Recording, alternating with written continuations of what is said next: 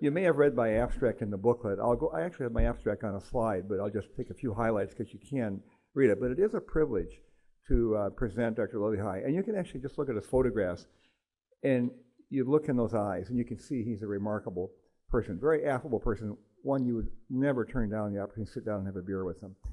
And his motto was, it's not a dress rehearsal. This guy loved life, and he did everything he could in life. And I have some quotes at the end that will reflect that. And here he is running the Boston Marathon. And I'll bring that full circle. Well, okay, so I won't go through this entire slide because it's in my abstract, but he is generally considered the father of pancreas transplantation, though that can be disputed some because he personally did the second one. He assisted on the first one, but we'll go through that. And he graduated medical school in 1951 at Minnesota, and he began his research career almost immediately, including in the Army. So he performed actually the first clinical intestinal transplant in 1967, shortly after assisting his senior colleague, Dr. William Kelly, on the first clinical pancreas transplant in 1966. But then he went on to perform the first series of clinical transplants by a single surgeon, 13 such cases. And in the Department of Surgery at University of Minnesota at the time, this was very common to have two different laboratories working on the same problem. Owen Wagenstein, who was chairman at the time, encouraged competition between his faculty members. And Lillehei's series didn't stop until we began islet transplants in 1974. And that's a story by itself with Dr. Najarian as to how that came about. And it really, the impetus was Dr. Lillehei again, because there was many surgical complications. We wanted a minimally invasive approach. And Dr. Najarian had the vision and foresight to see that islet transplantation would be the way to do that. And of course, there was efforts already being made around the world to develop islet transplant. By 1978, when islet transplants obviously was going to be long-term developed, we resumed pancreas transplants, and as Dr. Herring said, we've now done 2,000. But one thing that should be noted, Lillehei developed techniques, and the enteric drainage technique he described of duodenal enterostomy for pancreatic duodenal allografts actually has become the most popular method of doing pancreas transplants. Here's one of the illustrations from one of his papers showing a Roux-en-Y, a duodenal or jejunostomy, and sometimes they're done with a roux, sometimes not. But this was a technique that Lillehei used, and which is commonly used throughout the world today. In part resurrected by Tom Starzl in the early 1980s at the University of Pittsburgh. And the other thing is that he is a family man, and who doesn't want to be a family man? But this was a real family man. And here he is with his wife, Betty Jean, called BJ, 4 kids, 2 of them who became physicians. Of course, this is an old picture many years ago, but it's a beautiful family, and he was a beautiful person. And it's hard to capture him just a dry fact. You can't do justice to Lillehei, because he had this Renaissance man personality. And of his 350 scientific publications, almost all of them begin with a pertinent literary quote from Shakespeare or other famous authors. And you guys are going to get tired of quotes, because Dr. Herring's already started out. You had more than 10 quotes. You said 10. I've got more than 10 also, so you'll see. Because Lillehei loved quotes. Okay, so now let's go back to the beginning of the first clinical beta cell replacement therapy. Obviously, a lot of work has gone into developing beta cell replacement therapy that began actually after Paul Langerhans and von Mering and Minkowski. And Ray Bajat's given a wonderful historical talk, of which I have some slides, but I don't think I put any of this in here today. Because beta cell replacement therapy began in the 1890s in London using a sheep pancreas. And then there was numerous experiments done, especially in France, with pancreas transplants in the 1920s. But then the war came, and it wasn't really until the 1950s that work resumed on pancreas transplants, mostly in the United States. And this, about 10 years after this work began, it culminated in the first clinical pancreas transplant at the University of Minnesota. And that happened to coincide to Beethoven's birthday, which you only need to know if you play Trivial Pursuit. But, and this is Dr. William Kelly. Okay, so he's in the Department of Surgery. He's actually head of the transplant program there that Dr. Wagenstein had appointed him, working with Bob Good and others. And this is the first pancreas transplant recipient in the ICU with Dr. Kelly watching over that patient. And Dr. Lillehei helped in that case. And this was done using the duct ligation technique a segmental graft to the iliac vessels with a simultaneous kidney, which ultimately had to be removed. There was leakage and pancreatitis developed, but the patient did become insulin independent, so proof of principle was there. And Fred Merkel was very prominent in developing the technique. But at Dr. Lillehei's lab, he had a cadre of surgeons from around the world, including Felix Largedet from Switzerland, who became a pioneer in Europe in pancreas transplants. And he went on, as I said, to form the first series. Now, I just was walking around Prague day before yesterday, and actually I found this poster on the wall. So I took a picture of it. I don't know if I need to send my lecture or not, but I had already put a Beethoven slide in, so I thought we needed another one. And this is a wonderful town for attending music. So Bill Kelly was also a family man. I don't have a picture of his children, but here he is with his wife. He died a few years ago, maybe about 20 years after Lillehei died. And this is the only known picture of Lillehei and Kelly together, because they did 2 pancreas transplants in December of 1966. One on New Year's Eve, and that's the first one that Lillehei himself did. Kelly was not present. But then this was written up in Medical World News, which is one of these journals that you would get in the mail free, and I don't think it's still in publication. But at the time, it was actually the one to read for kind of the news like this, and they had a picture of Kelly and Lillehei there just a few months after the 2 transplants, and it's a nice discussion. And actually, Medical World News, in 8 years later, featured islet transplants, and also was a story on Minnesota, but also was Paul Lacey at Washington University is featured in this article. And of course, there's the Lacey lecture that was given yesterday. So Medical World News, if you can get to it, it's actually interesting to browse through it and see all the things that happened during that era. Okay, so recently, Dr. Louis Toledo Pereira and I wrote an article on Richard Lillehei, different title in my talk, Transplant and Shock Surgical Pioneer. We published this in Journal of Investigative Surgery, and I give the reference here, and you can read it. But I'll summarize some highlights from that article. This is a picture taken of Dr. Lillehei, one of the younger ones. I think this is shortly after he joined the faculty at the University of Minnesota. But he was born in 1927. He was a surgical pioneer in the areas of shock and organ preservation and transplantation. And he committed himself in the surgical laboratories to these studies. And he demonstrated that intestinal and pancreatic transplantation were feasible and could be a clinical reality, and indeed did perform the first clinical intestinal transplant. And in the pancreatic transplant arena, Lillehei joined Kelly for the first clinical case, but he did the second himself and 12 more thereafter, becoming the first surgeon in the world to accumulate a series. But I'll come back to that later to show you how he presented this, and especially how he presented that Kelly case, which he numbered case 0, and his first one in December, he numbered case 1. But he has an interesting life. He was born in Minneapolis to Clarence and Bess Lillehei, youngest of 3 boys, and include Clarence Walton, who became very famous for developing the field of open heart surgery, and his brother James, who became a pulmonologist. And they were both finished medical school before he did in 1951. And here is the family. So this is Bess and father and Rich on your left, and C. Walton Lillehei in the middle. And of course, when you use the name Lillehei, you can call up either Rich or C. Walton, and they're equally famous. But C. Walton Lillehei was the first person to do a large series of open heart surgery.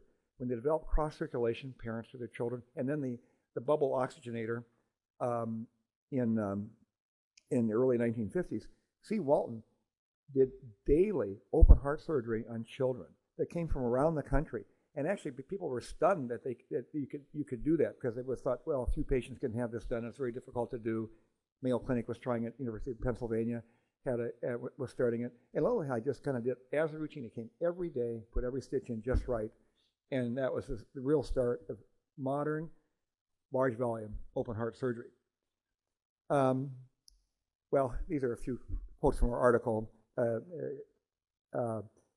And I'm not sure exactly why Rich said he did not have to attend Sunday school, but everybody in Minnesota, of course, goes to church.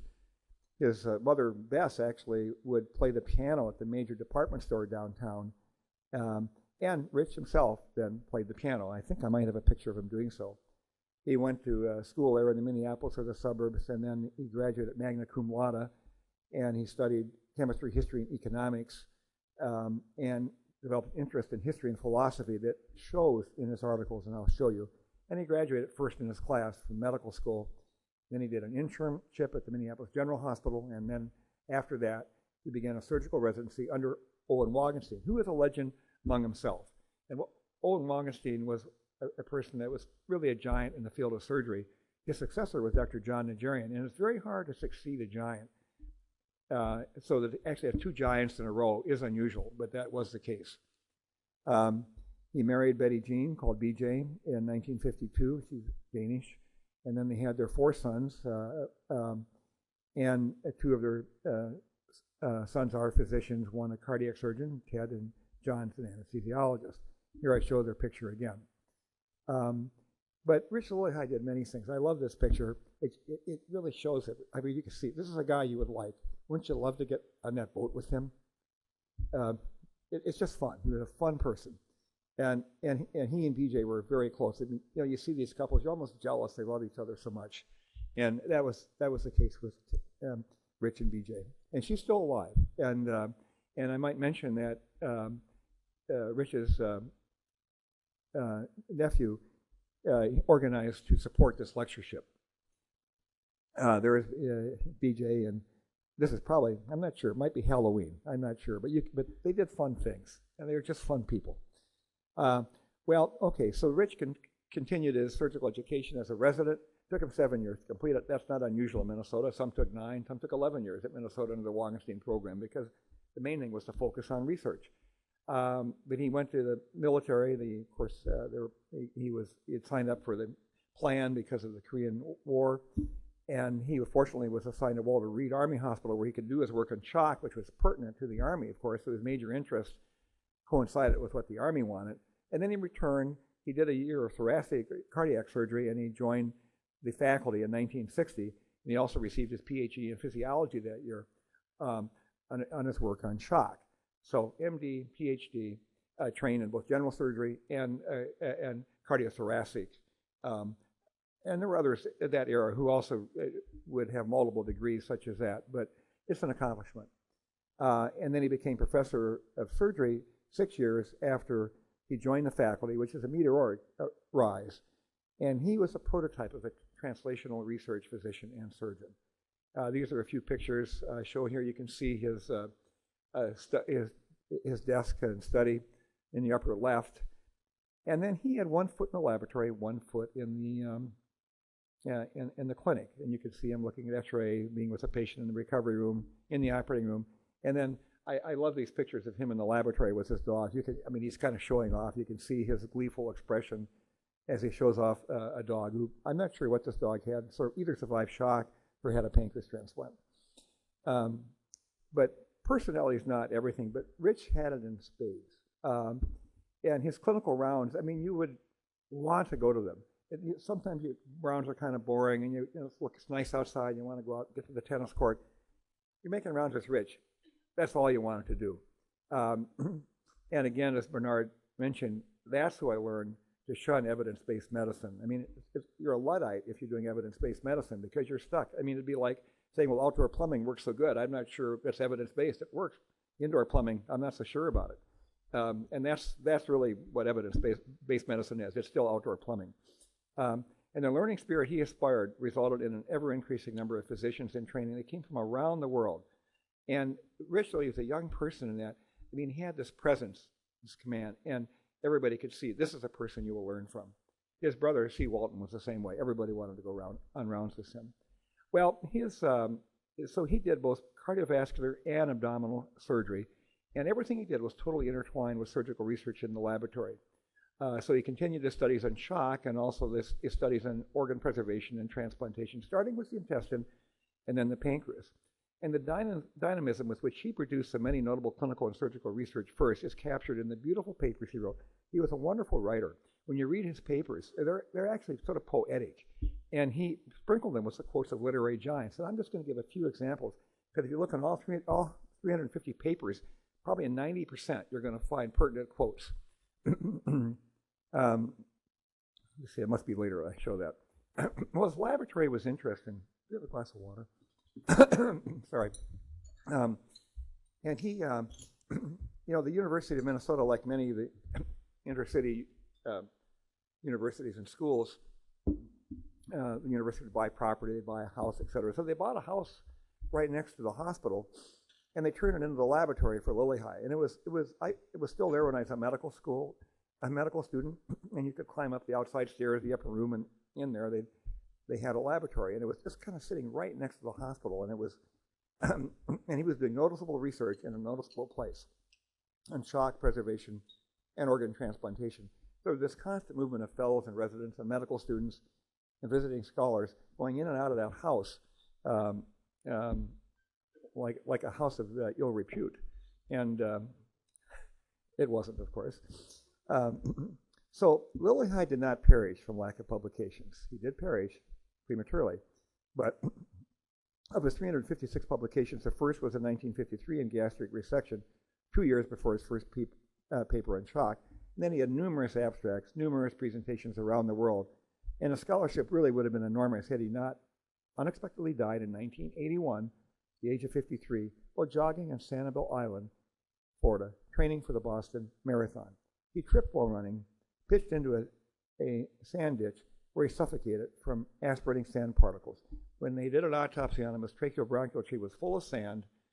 His heart was entirely normal. Coronary arteries were wide open. So this was really a tragedy. So in the area of transplantation, he first published in 1959 small bowel autographs in dogs showing that the bowel could survive a period of preservation and function normally. And then that same year, he was the first author of a work on allografts and homografts of the stomach in dogs. Imagine transplanting the stomach. And then he performed that first clinical transplant in 1966, the same year as the first 2 pancreas transplants. So his clinical accomplishments included helping Kelly on the first clinical transplant, and then he went on to perform 13 more. First bowel transplant in the world, first to use steroids and vasodilators in septic shock. And that was a big deal. When I was a medical student, this was like cutting edge, how to treat shock. And imagine using vasodilators. But there's a rationale for it. If you read these papers, they're beautiful. And he showed the value of using central venous pressure to make clinical decisions. These things routine today, but at the time it was not. And then he froze organs, actually. And even though that hasn't made it to the clinical arena, people are still working in cryopreservation, believe it or not. And freezing solid organs is much more difficult than freezing islets. But he published papers on this. And then he's a scholar. No doubt he's a scholar. Extraordinarily well-read, organized a book club for the residents and medical students. I remember going to them as a medical student. And as mentioned, his papers were sprinkled with quotes from literary giants that fit the topic at hand. And I'll give an example in the next slides. And he will quote the Bible. And when he used the Bible, okay, so in the English, in the language, the King James Version is the poetic translation from the ancient scripts. And he always used the King James Version. And I'll just use these examples. Okay, so this is his small bowel transplant paper. And this is Josh Billings. I have finally come, this is Old English, of course, I have finally come to the conclusion that a good, reliable set of bowels is worth more to a man than any quantity of brains. And there's other quotes in the literature from like Sam Johnson. If your bowels aren't working, it's very difficult to write a paper. Visceral factors in shock. The spirit indeed is willing, but the flesh is weak. Again, King James from Matthew. And here, one of his papers on gastrointestinal transplantation. For everything there is a season and a time for every matter under heaven. Ecclesiastes. Here's one, again, on shock. And I like this quote. Of course, this is a famous one, so many of you would know this one from Aristotle. The search for truth is one way hard and another easy. For it is evident that no one can master it fully, nor miss it wholly. But each adds a little to our knowledge of nature, and from all the facts assembled, there arises a certain grandeur. Love to hear that, Aristotle in Greek. I mean, this is a wonderful translation because it is poetic, and probably the original is as poetic as the translation. And of course, it's translated into every language in the world. The nature, again, of experimental irreversible shock, another quote, prove all things, hold fast that which is good, from the New Testament. And then his freezing work, okay, in vitro preservation of whole organs by hypothermia and hyperbaric oxygenation. He froze, but he also he published this in cryobiology. He said, but a man's search must exceed his grasp for what's the heaven for. From a very famous poet, Robert Browning, whose wife, Elizabeth Browning, wrote the very famous poem, How do I love you? Let me count the ways. Again, on shock. It is idle to expect, and I love this quote, it is idle to expect any great advancement in sciences from the superinducing and engrafting of new things upon old. We must begin anew, and the key word here is anew. We must begin anew from the very foundations, unless we would revolve forever in a circle with mean and contemptuous progress. So again, you don't want to do evidence-based, you want to do evidence gathering. So begin anew. And Lillehei really was one who thought out of the box. He acted anew, as do all really great people. So I'm just going to skip now from Lillehei to another great person, Abraham Lincoln. So he sent a message to Congress. This was a State of the Union address that every president gives. He has, of course, his two inaugural addresses are wonderful. But I love this quote. The dogmas of the quiet past are inadequate for the stormy present. The occasion is piled high with difficulty, and we must rise with the occasion. As our case is new, so we must think anew and act anew. And of course, this is set during the Civil War, a very tumultuous time for the U.S. The country barely survived. It did, and because of Abraham Lincoln, but anew. Bacon and Rich Lillehei would use that term anew. We must think anew. I learned this quote from him. You can, of course, it's easy. You just Google now and it comes up. But and here's one that I also like. He wrote it in 1966. He wrote a 25-page paper on organ transplantation. And he started off the paper. I don't know if you can read this, but I'll read it. Many years ago, Crowfoot, chief of the Blackfoot Confederacy, the Blackfoots were a Native American tribe, said, "A little while, and I will be gone from among you. Whither, I know not. What is life? It is a flash of a firefly in the night. It is the breath of a buffalo in the wintertime. It is a little shadow that runs across the grass and loses itself in the sunset." Isn't that a way to think? And then also in that same article, I love this quote too from Soren Kierkegaard, one of the early existentialists. People hardly ever make use of the freedom they have. For example, freedom of thought. Instead, they demand freedom of speech as a compensation. So think on that one. And by William Channing. The office of government is not to confer happiness, but to give men opportunity to work out happiness for themselves. Where do you think, which party in the U.S. do you think would use that quote? And then here's really his most famous article. This is an article worth reading. You can see it's 29 pages. It's on the first clinical series of pancreas transplants, but the clinical part doesn't start till about page 29 or so. The rest of it's really the history and the background and the experiments that were done. And so this is a paper, a very unusual paper. If you read this paper, you just don't find them written in the literature the way it is. But he does have a quote in this paper that I also like. "The origin of an original work is always the pursuit of a fact which does not fit into accepted ideas." Claude Bernard. Anybody know where Claude Bernard was from? I guess you should know. But one of the centers of pancreas transplant, Lyon. And Claude Bernard also did experiments in the 19th century where he came to the conclusion that the pancreas had nothing to do with diabetes. Those articles are worth reading. He would damage the pancreas by ligating the duct. It would become fibrotic. The animal still didn't become diabetic. Rich not only used quotes, he spoke them in phrases that deserve to be quoted. And this is one, in one of the articles he wrote this, I'm paraphrasing it some because this is how I remember him saying it verbally, at the time that he was starting the pancreas transplant program. "The uremic diabetic is a pariah of medicine. The nephrologist says he or she has diabetes. I can't take care of this patient. The diabetologist says he or she has kidney failure. I can't take care of this patient. Thus, nobody takes care of the patient at that time, a death warrant. But Lillehei said, we can take care of the patient, along with Frederick Getz, who was a mentor for Bernard and myself, and Carl Shellstrand, a nephrologist who came to Minnesota from Sweden. They did take care of the uremic diabetics by pancreas and kidney transplant years before even dialysis was used in this unfortunate group. Some more on publications. He's got 360. We don't have time to go through this, but I will. Let me just go to the last one. I had the privilege of, if you look at the bottom, of writing the last article that Lillehei's name was on that related to pancreas transplantation. The meeting in Lyon, the famous immunology meetings that Dubernard and Treget and the group in Lyon would put on at Harriet Hospital. They went on for 30 years. Maybe they still go on, I don't know. But I was invited there, and you have to bring a manuscript and put it in their book that they're going to publish, Excerpta Medica.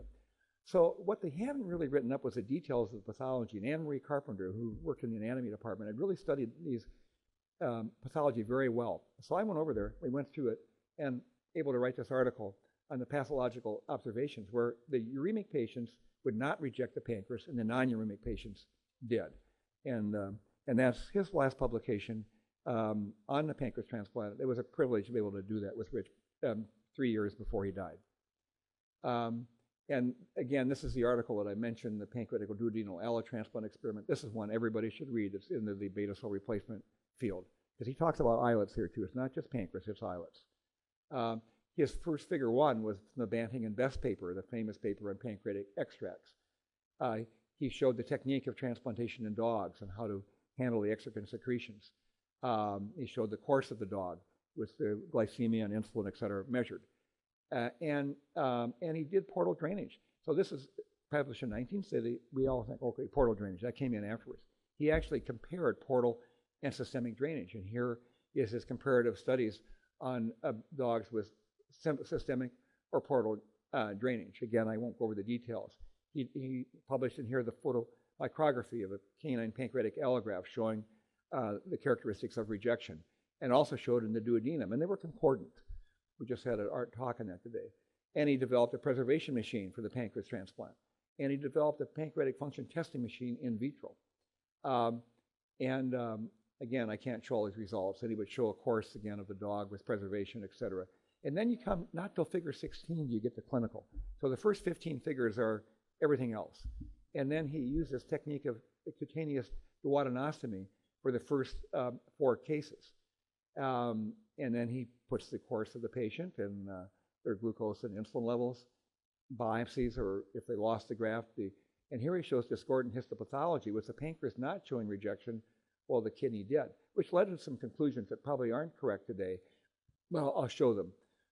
And then he did pancreatic duodenal allotransplantation with the Roux-en-Y in the last 5 SBK transplants. And he also used this technique for the 4 pancreas transplant alone cases he did.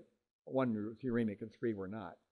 And you can see he put this hierarchy of rejection, with skin being the most immunogenic, heart next, kidney, liver, pancreas. Well, the order is vastly different, of course. The heart and liver would be at the bottom, and the skin, kidney, and pancreas would be at the top. But at the time, this fit with some of the observations he had made. So, like everybody, Rich had an ego. It's very important that we have an ego. I mean, if we don't have it, it's just like having vanity. If you lose vanity, you lose a lot. I mean, normal vanity. Okay, we don't need to be narcissistic, but you look at these characteristics. And when I look at his papers, this figure, it even pops up when he did the last cases. You can see he puts the first case 0. That's Kelly's case. And then he did number 1. Now, I don't know if this was exact. I never really discussed with Rich as to why he did it. And some of the, Octavio Ruiz from Mexico who worked in his lab, and Carlos Aquino, they may know. I should talk about it sometime. But I find it interesting, and I emphasize this when I wrote the history of pancreas transplant in Minnesota in the 1000 pancreas transplant paper. Anyway, we don't have to dwell on that. We need to get through the lecture.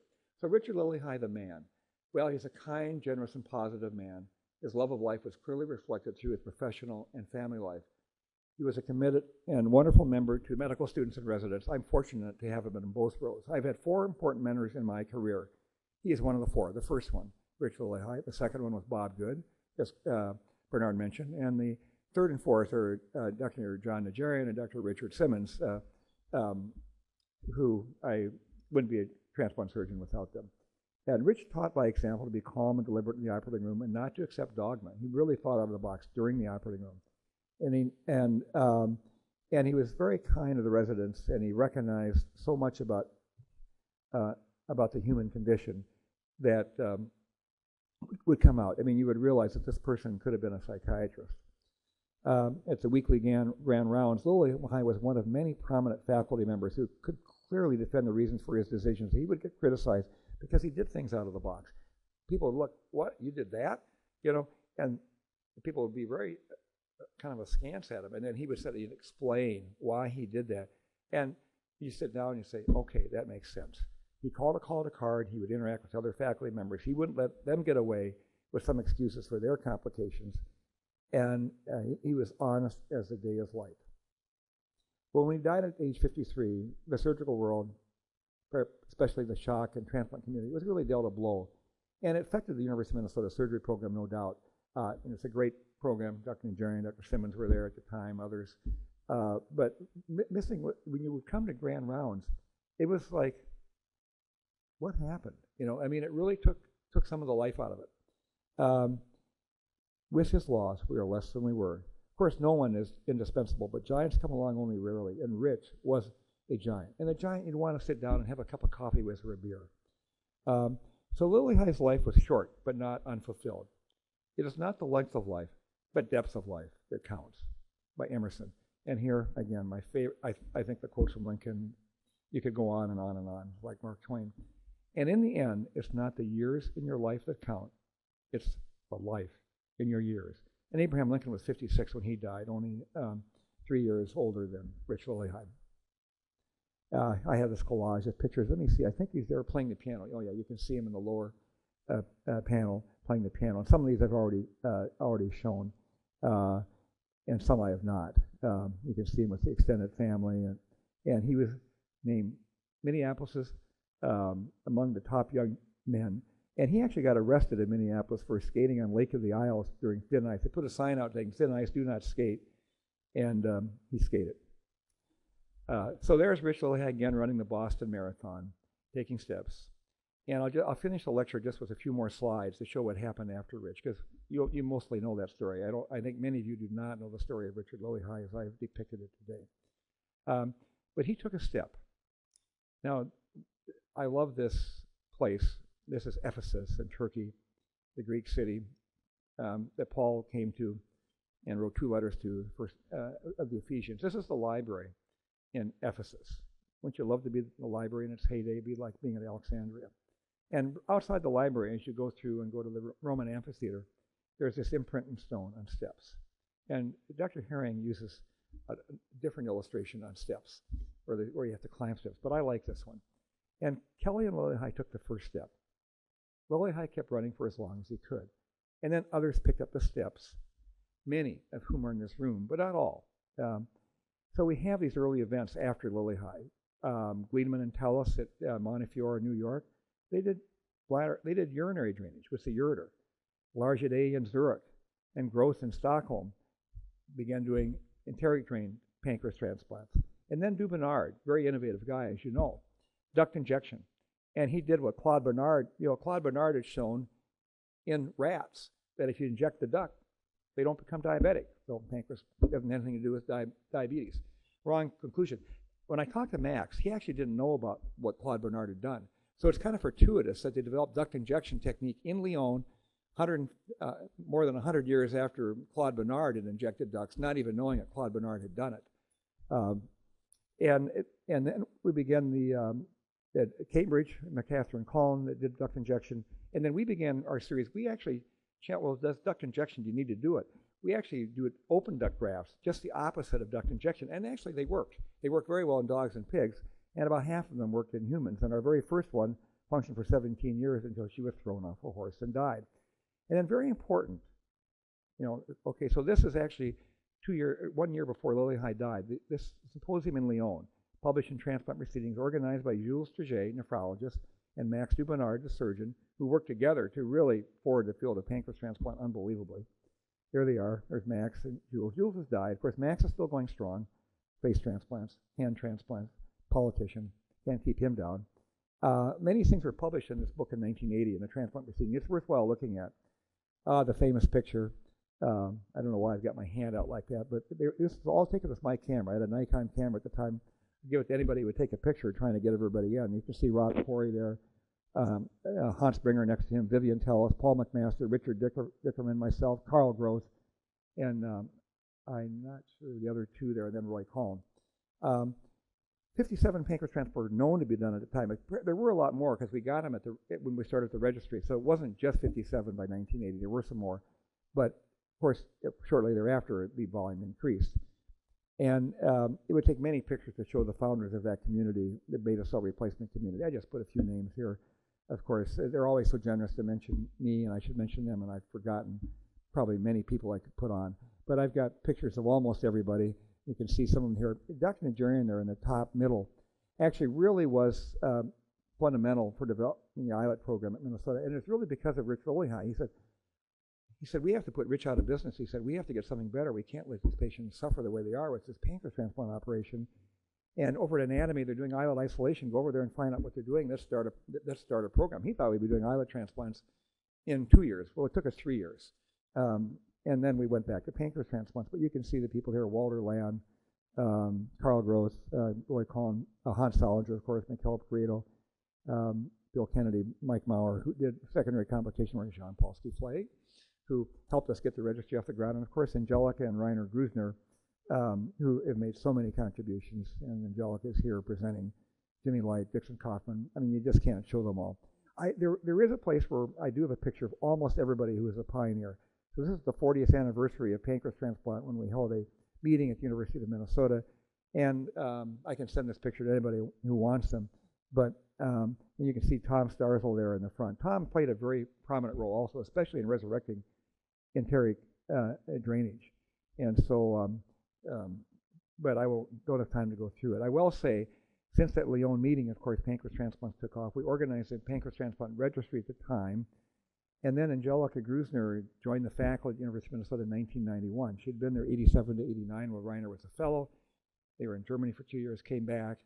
And this has been a wonderful relationship with Angelica to be able to actually know what went on. If it hadn't been for Angelica and having this registry, I don't think anybody would have really known what happened during those years. But the analysis that we were able to do with the cooperation of the entire field.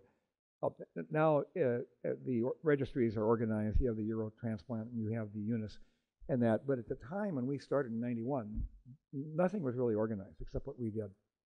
There's Angelica. I think I showed her picture in one of those collages, and she's here in the room, I'm sure.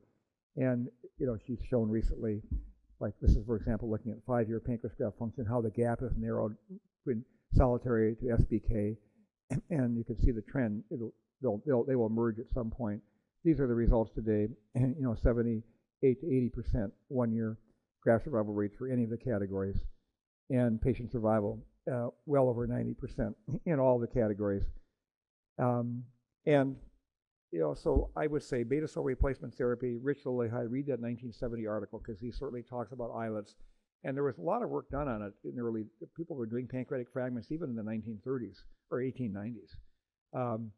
And of course, it's been a privilege to work with Bernard, who introduced me. Actually, he ran 6 miles today. He runs marathons. I wish I had a picture of him running the marathon. Maybe I can put his head on Rich Lillehei. But anyway, Bernard, thank you so much for that introduction. Thank you, John Paul. I've been such a friend over the years.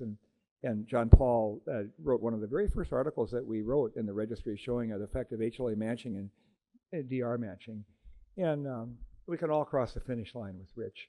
And I thank you for the privilege of giving this lecture. And I'm sorry I went over time, but I think we started late as well. Thank you.